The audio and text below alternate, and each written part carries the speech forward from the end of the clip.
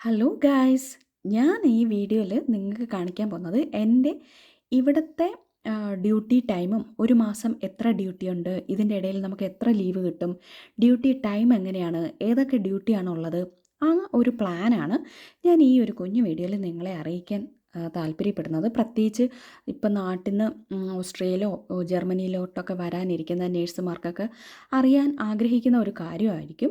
ഞാൻ നാട്ടിലായിരുന്നപ്പോൾ ഞാൻ ഇതൊക്കെ അറിയാൻ ആഗ്രഹിച്ച ഒരു കാര്യമാണ്.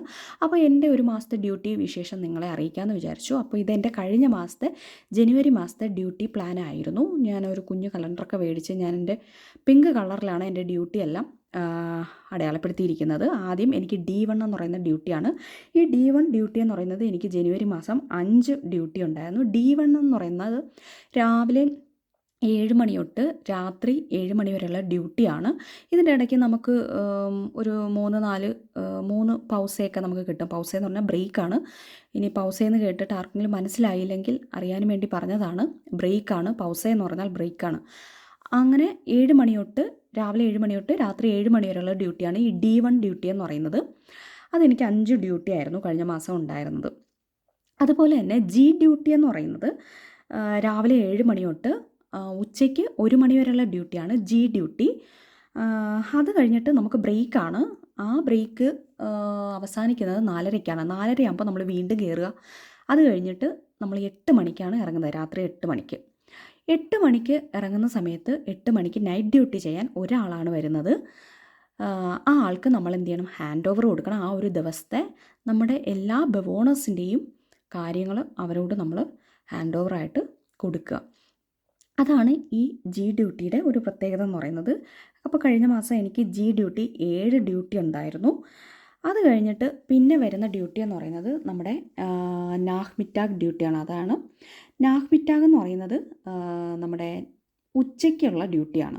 അത് നമ്മൾ കയറുന്നത് ഉച്ചയ്ക്ക് 12:45 തൊട്ട് ഇറങ്ങുന്നത് നമ്മൾ രാത്രി 7 മണിക്കാണ്. അതാണ് നമ്മുടെ ഈ നാഹ്മിറ്റാഗിൻ്റെ ഡ്യൂട്ടി. അതെനിക്ക് ഒരു ഡ്യൂട്ടിയേ ഉണ്ടായിരുന്നുള്ളൂ.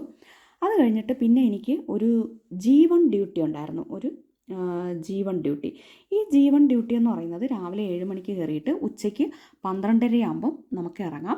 അത് കഴിഞ്ഞിട്ട് നമുക്ക് ബ്രേക്കാണ്. അത് കഴിഞ്ഞിട്ട് വീണ്ടും നമ്മൾ 4:30 തൊട്ട് 7 മണി വരെ നമുക്ക് ഡ്യൂട്ടി ചെയ്യാം. 8 മണി വരെ അല്ല, 7 മണി വരെയാണ്. G ഡ്യൂട്ടിയാണ് നമുക്ക് 8 മണി വരെ.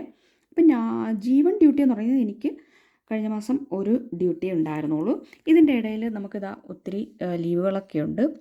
2-3 ലീവ്, 4 ലീവ്, അങ്ങനെയൊക്കെ നമുക്ക് ഇതിൻ്റെ ഇടയിൽ ലീവുണ്ട്. ഓറഞ്ച് കളറിൽ അണ്ടർലൈൻ ചെയ്തിരിക്കുന്നത് ഞാൻ ഐൻസ്പ്രിങ്ങൻ ചെയ്യുന്നതാണ്. ഐൻസ്പ്രിങ്ങൻ നമ്മൾ ആളില്ലാത്ത അല്ലെങ്കിൽ ആരെങ്കിലും ക്രാങ്ക് ആകുമ്പോഴോ അങ്ങനെയൊക്കെ നമ്മൾ എക്സ്ട്രാ ഡ്യൂട്ടി ചെയ്യാൻ നമ്മളെ വിളിക്കും. അങ്ങനെ ഞാൻ കഴിഞ്ഞ മാസം ഒരു 3 ഐൻസ്പ്രിങ്ങൻ ചെയ്തിട്ടുണ്ടായിരുന്നു.